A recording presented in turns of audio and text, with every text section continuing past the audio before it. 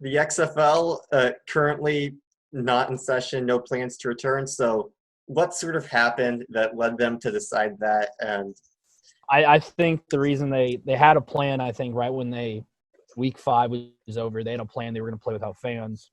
But once, the pandemic got confirmed, they just said, all right, we'll scrap it for this year, pack our bags up and wait till next year. And at that moment, that sounded very reasonable because, you've only played half a season, which was kind of sucked, but it's like, it seems doable. They can play another year. But however, they lost so much money over not having fans in the crowd is what would have happened. And cutting the season short also, they would have lost so much money. Because I saw today the XFL claimed that they would have generated $46 million in revenue, which was they still would have, it got cut short. So they obviously didn't get enough money. So, but they were planning on operating at a loss anyways. So was it exactly. just that bad? I think the loss was just that bad. Like they had a plan, this amount of loss is what we can take. But once they had such a bad, more of a loss just caused it, they had to fold. So like they were cut short due to the pandemic, obviously. And the average attendance, I found these stats, was 20,000. The whole league was 20,000. And the TV average was 1.9 million altogether. But which isn't terrible. It isn't terrible. It's doable. It's better than what some people expected. But yeah, they lost so much money. I think that's what came to the end of them cutting it short and indefinitely filing for Chapter 11 bankruptcy. What happens now to all the players and all like the team names and branding? So right now, some of the players, there's been about 13 players who got picked up by NFL rosters. Notables were quarterback of the St. Louis Battlehawks was Jordan Ta'amu. He got signed by the Chiefs. P.J. Walker was signed. He was the pretty much first player signed. He got signed by the Carolina Panthers, which his former college coach is now coaching for. Matt Rule, former Temple coach, former Baylor coach, now coaching the Panthers. And then the Steelers picked up 5. That's the most. 5 XFL players on their roster right now. And then one player got drafted in Kenny Robinson from the Battlehawks. He also went to the Panthers. So that's 14 players out of the league that made it. And currently, I mean, the XFL can still be bought. You have to file your name and all that by like somewhere in the middle of June. And then you can officially buy it by July 6th. And if it's not bought by July 6th, then it goes under. So somebody can technically still go out and buy it. I don't know how much it's worth, but you can go out and buy it if you'd like. But I don't know who would want to buy it. Yeah, do you think anybody would? I mean, I've seen people have Mark Cuban buy it because he's rich, but I don't know any other people who could go out and buy it because, a lot of these, I don't know what they're going to do if somebody does go out and buy it. Let's say, I don't know, you have a few players you can re-sign, but I don't know after like 2 years in a row and a spring football league's gone under, how much trust players are going to have with that. A lot of players were a part of both, like Luis Perez, the quarterback of the Guardians. He played in the AAF. Didn't make it, and then he was part of this league and it didn't make it. I mean, his dream's still out there, but it's going to be, hard to trust the system. And so somebody does buy it, and then basically all your star players got picked up by the NFL team. So you're just got to hope they get cut or don't make the team. But that was kind of planned anyways, wasn't it? As sort of a hope. Exactly. But then another thing that really I think would throw it off is most of the coaches are going out and finding other jobs too. Like Pep Hamilton, the former DC Defenders coach, he's now on the Chargers coaching staff. So a lot of them are finding other jobs currently, or they're living at home. Like June Jones is living back in Hawaii right now. So, yeah, I don't know. You'd have to somehow convince them to jump back on board, I guess. And do you think maybe even the NFL could like absorb this as a minor league, or? I think the NFL will not absorb it as a minor league. I've seen that thrown out there, like, it can be their minor league system. The thing is, the NFL already has a free minor league system in college football. And I feel like, that's what they're going to do. They're just going to make that their minor league system, the NCAA, until, it doesn't work out, which so far it has. I mean, you have 7 rounds of guys getting drafted. I think that's enough football for them to, recruit and stuff. I mean, one XFL player came out of it, but the only way I think the XFL would go over is if like a Trevor Lawrence wanted to jump from the NCAA to the XFL. But now with the NCAA coming out next spring, doing the accommodating athletes, I think that will put a shift more towards no spring football. So do you think this was the right move ultimately for the XFL to cancel, or do you think there was a possibility they could have waited it out and, either try to get next year or football in June or something like that? I think there was a possibility they could have, but I think behind the scenes there was a lot of drama that was unfolded that wasn't really thrown out there. Like, I know Oliver Luck is suing Vince McMahon right now, which it seemed like they kind of used Oliver Luck as a scapegoat, in my opinion. When the season first got canceled, they said Oliver Luck came out saying, "See you guys in 2021. We'll be back." And then they said, "Oh, we're canceling. We're going bankrupt," basically, and made Oliver Luck kind of look like a scapegoat, as he was the man to blame and point fingers at him. Even though I think he was a pretty good commissioner of the league for what it was worth. So I think they used him as a scapegoat to, point more fingers at him than Vince McMahon. So you think this was Vince's decision to pull the plug and say? I think so. I think it was his decision. I mean, when you're a billionaire, I think when you're kind of crossing the line of losing your own money. And at that rate, I don't think it was really worth it in his opinion, which if none of us like to lose money. And, I think it was a business decision on his part. So, I mean, he has his own thing going on. So he tried it again. It was working out, but due to this world pandemic, it didn't fall in his favor. And due to the fact that this was at least moderately successful, if not just plain successful, before the pandemic forced it to shut down, I think it's very reasonable that this could have survived if this didn't happen. So, I think so. Yeah. So do you think that prompts him to try again when we sort of know more of what's going on? I mean, if you're a billionaire and you want to do it, go ahead. I mean, I don't know how many players would be on board right now with, 2 years in a row. So you'd have to really convince players hey, this is going to work out. This will not be 3 times in a row. I think it won't happen for another, so many years until it happens. I know there's another football league was supposed to start up in July, but now with this whole thing, they've been trying to get money together. But I don't know when we'll see spring football again, with the NCAA, like I said, getting paid soon, players getting compensation. I think that will play in a factor of, I'd rather go to college than, go play in this league or whatever. So you'd probably just have to get NFL knockoffs. And even if that, the CFL, the CFL, once they come back, if they come back this year or down the road, I think the CFL might be more of a, uplifting than trying to try out a 1-year league. Yeah, because the one in the XFL would be since the NCAA, it's just endorsements and stuff. The XFL is you're getting money directly. We'll give you this contract with the money up front. Yeah, and given everything that's happened, I don't know if they would have the money to lure a Trevor Lawrence into the league. Exactly. I think, you play your 3 years of college ball, and I think that gives you – I think it's a bigger stage too. The XFL was what it was. It gave, 1/4 of the league a good stage during that springtime to, show them, what they can do. But I think the college stage is still so much more broader and bigger, and, you're better off going there. But it was worth the shot, I guess, at the end of the day. We watched a half a season, and that's how it went. And I guess some guys got employed, some, kind of got, stabbed in the back about what happened. A lot of them, I remember Brandon Barnes, a tight end for the Wildcats, when the thing got over, he said, I won't be doing another one of these leagues until I can trust him, because that's 2 years in a row he's been out of a job and can't feed his family and all that good stuff. So that's the thing I feel like a lot of players are, they're sitting at home, trying to put food on the table for a family. And when 2 years in a row you've lost a job just because the execs and the ownership couldn't hold their own, isn't your fault. You went out there and played, but it just happened. That's just how it happened. It's me hard to trust people like that again. Yeah, hard to trust, and just the way they shut down too. They didn't say big announcement coming.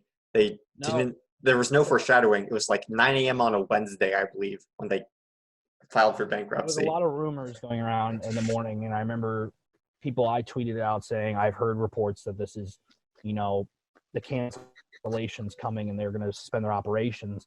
And I remember a lot of hate tweets. Everyone had a lot of hate. I remember a lot of people around the XFL were like, it's not confirmed yet.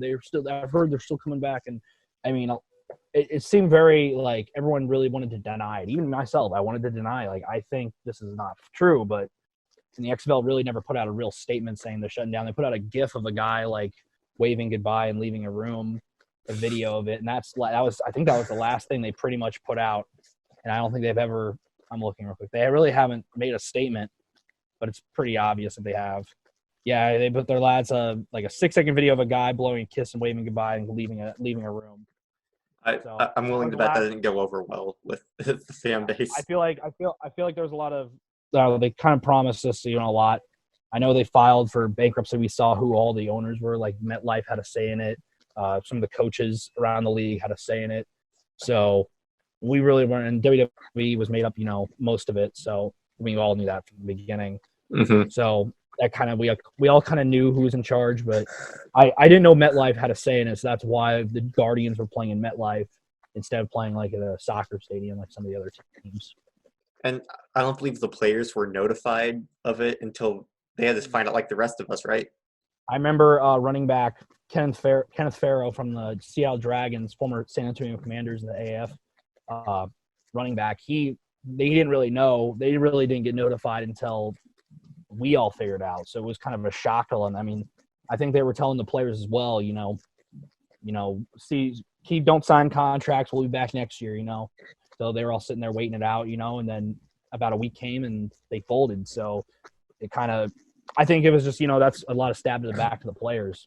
So I feel like they didn't know. They didn't know. Not a lot of them didn't know. And you think some of them could have signed NFL contracts in that time?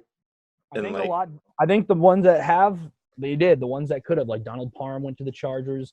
Like I said, PJ Walker, Storm Norton, a lot of guys signed contracts. The ones that can, because not all that league's going to get picked up. So I think the ones that had their chance to get picked up have gotten picked up.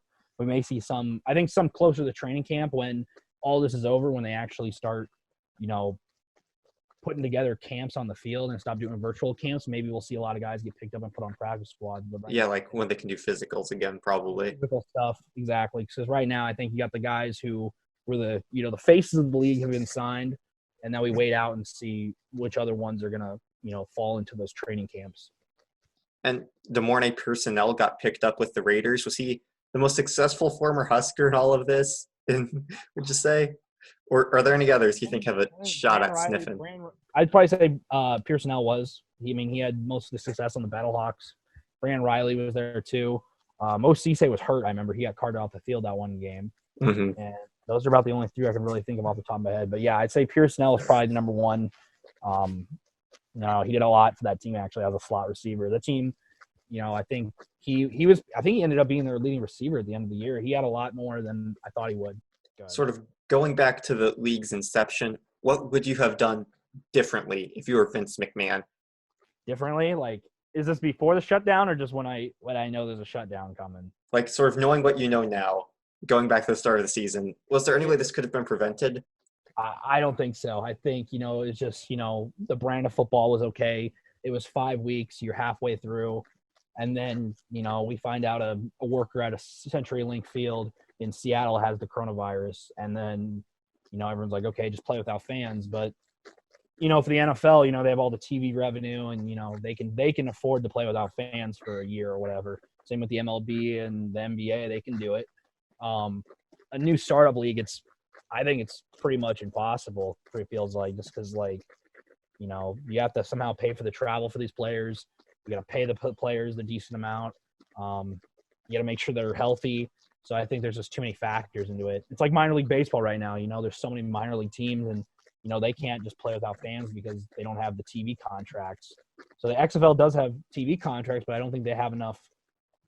They're not paying the players exclusive salaries to be able to get them to go. And a lot of players probably wouldn't even want to play. I'd be honest with you. A lot of them would probably say, I only have 5 more games left in my contract. I might as well just drop out of the league right now and just take care of my family. So preventing it, if it would bust, I think there's no way you could have prevented the shutdown just because the factors are way too they're way too out of nowhere because let's say, 5 weeks in, you did. I don't think anybody said, "Oh, the XFL is going to shut down due to a virus that went around the whole entire world." I don't think I would have believed you to say that back in mid-January, early February when they were starting. So I think the factors were too unbelievable to predict. Yeah, I guess the one thing you could have done was some insurance thing, like I know Wimbledon did, but even then, I don't fault them for not doing that. I remember the XFL saying they were going to pay the players, like every game, like throughout the season, let's say they canceled week 5, they were going to pay them for week 6, pay them for week 7, pay them week 8, but then they shut down and filed for bankruptcy, so they're currently not paying the players because they don't have the money to pay them with. I'm guessing either that or they just didn't want to pay them. They just said, this money's coming out of my pocket. I might as well keep my money and not pay the players. Think there could be like a lawsuit on that hands, or think players right are just now gonna go home? Oliver Luck's suing Vincent Kennedy McMahon for I can't remember the reasoning what it was. It was for like interrupted firing or something like that. I can't remember what it's called, but it was like inappropriate firing or something like that. Wrongful termination. That's what it's called. That's what he's suing for. So I don't know how long that's going to take to go to, if it goes to the federal court or whatever. Mm-hmm. I'm no legal expert. So good luck to whoever that. I feel like the billionaires always find a way out of it. So true, because McMahon's got several skeletons in that closet. Exactly, and they can do it. Mm-hmm. So I don't know if anything really can come out of that. And what impact do you think this version of the XFL will have? Do you think it's going to be remembered anything other than just a casualty of this pandemic on sports? Or I think there will be a couple things that you'll remember. I think, the level of play is what people remember. Week 1, a lot of people didn't really have any expectations coming into the season. I mean, a lot of people didn't know what was going to happen. I mean, a lot of people didn't know until after the Super Bowl, oh, we got football coming up in 6 days. And I think, the lasting impact, I'm going to say there's a lot of players I think that I'll remember out of this league that I'll always be like, oh, yeah, I remember this guy, PJ Walker, he threw 14 touchdowns in like 5 games. It was incredible. He put on a show. Nobody could tackle him. I'll remember him. I'll remember the St. Louis Battlehawks. The crowd, I think, is what St. Louis, I think, deserves an NFL team because they were going to play week 7 at home, but with the full crowd, they opened the whole upper deck and everything, which we never got to see that, which I think that fan base really showed out. And they were planning to have like a St. Louis Ring of Honor type ceremony where Kurt Warner, Isaac Bruce were going to be there for that game to show up to the game and be there. I don't know. It was like a St. Louis Wing of Honor or something like that. They were calling it. So they were supposed to be there. They revealed, but obviously they didn't do it because the season got canceled. I think the most impactful thing on the game of football will be the kickoff. I think the kickoff will, in the next 5-10 years, will be in the NFL. The way they did the kickoff with you can't move until the return touches. I found that very entertaining. I feel like a lot of kickoffs in the NFL are very bland and boring. There's a couple teams I see, like the Chiefs, who can return kick. Yeah, Saints. There's a couple, but I feel like with the new brand of rules, it would create a more of a impact on the game. We saw in the XFL. Yes. And it wouldn't be there'd be no incentive for a touchback every time like there was, I think it makes it a more competitive edge and makes the play more important. Because I feel like, when you see a kickoff, you're kind of just like on your phone or whatever, and you look up, it's like, oh, touchback, and then we show a replay of the last scoring drive or whatever. So I think, you show kickoff. Because I remember St. Louis had the return for kickoff, and they did the reverse. Double, yeah. And, I mean, I'd be fun to see that in the NFL. I'd like to see some of the best football players in the world, like Tyreek Hill and, McCole Hardman off the Chiefs do that. I'd like to see that. But, yeah, I think that's what I think the most impactful thing will be the kickoff. Mm-hmm. Also, I think the instant replay, the NFL will adapt the Sky Judge or whatever. I also think the miking up the players will also be a thing. Oh, yeah, because that was so entertaining. I think that was entertaining to hear what the coaches are saying, hear what the quarterbacks are saying to their line and everything. I think a lot of people like that, part of it. And then I think they like the part where, a lot of players got interviewed on the sideline. For example, when Matt McGloin became the internet sensation for a day, when he told his coach that we gotta rewrite the playbook or whatever, rewrite, yeah, and everyone just took off on that. And I think that there's some great moments, mic'd up moments in that league. Should the Roughnecks just claim themselves as champions like the I think Apollos did? I'd say they are. It's kind of like the Orlando Apollos last year. They were obviously better than every team. I think the Roughnecks would have probably run the table. I really think they would have. Maybe they slipped up in one game, but they were hands down the best team. And the weird thing is like at the beginning of the season, we didn't know if PJ Walker was going to be the starter or it was going to be Connor Cook. I didn't even know who he was. PJ Walker, I remember a little bit of him from Temple, but that's pretty much it. But yeah, I mean, he came out of nowhere and he showed out, and I mean that team was stacked. That team was stacked by far. I didn't really expect them to be the best team in the league to start the year. I remember Dallas got a lot of hype, and St. Louis got a lot of hype. Tampa Bay had a lot of hype at the beginning of the year because Aaron Murray and stuff. But DC with Cardale Jones for those 3 weeks, and then they kind of fell off. And then Cardale didn't even finish the quarterback. It was Tyree Jackson. They won the game. So, I mean, Houston, I mean, they showed out, and that was the team. I mean, something to do with Houston quarterbacks, Deshaun Watson and PJ Walker, something to do with them, I guess. So, yes, the Roughnecks were your XFL champions, I would say, Mike. All right. One last question here. Roughnecks, Apollos, who wins? Oh, man. That is tough. I mean, the Apollos did slip up a couple times in the AF. They did lose. 7-1, yep. They did lose. Who'd they lose to? I can't remember. You remember? I want to say it was like week 2 or something when they lost. It was not. It was like week 6. It was one of the later weeks. Oh. I'm looking it up right now. I got to remember who they lost to. I want to say it was like did they play the Hot Shots maybe? I know they were a good team. Okay. It might have been them. It was 22-17. The Hot Shots beat them week 6. Yep. and then the Memphis Express, who were pretty bad, only lost by 3 to them. So it was 34-31. Because that was with Johnny, though. So I mean, I don't know. They did blow out a lot of teams, though. It's a lot of those Orlando Apollo players did play in the XFL, though. A lot of the defensive guys. I know one of them played for the St. Louis Battlehawks. So that's a tough one. I'd probably have to go with Roughnecks. They never lost a game. They're never lost. Best win percentage in sports history. Professional sports. That'll be a trivia question. 1,000%. They won every game. Hey, you can't doubt it. They didn't. You can't. They won every game. The second best team close to them was 3-2. They did it. They were a step ahead of everybody, and they're the spring football champions.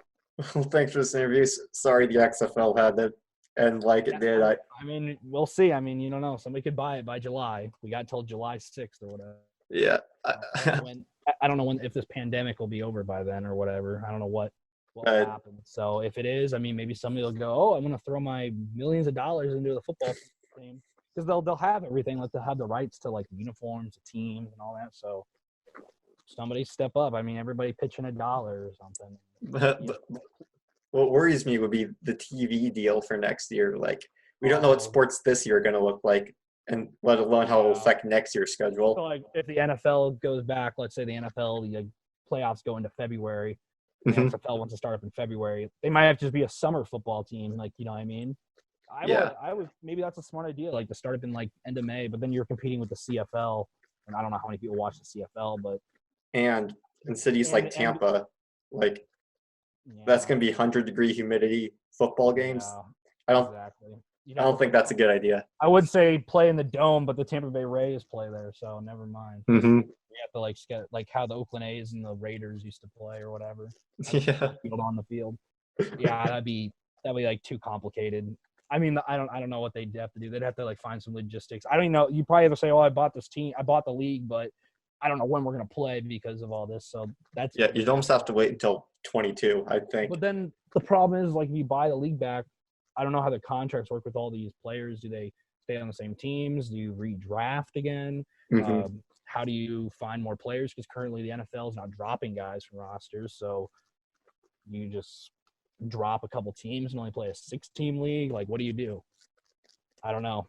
I really don't know what the teams are going to do. So it's kind of just a what if scenario right now if somebody buys it. So if it doesn't get bought, then it was fun while it lasted. Which I think they'll probably end it. I'm 99% confident it'll.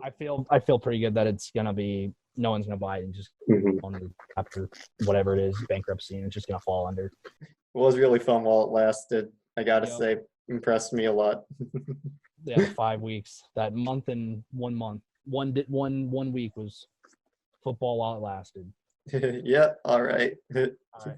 Thank you for the interview, man. Really appreciate it. No problem. You have a good one, dude. Yeah, thank you. Take care. Yep, you too.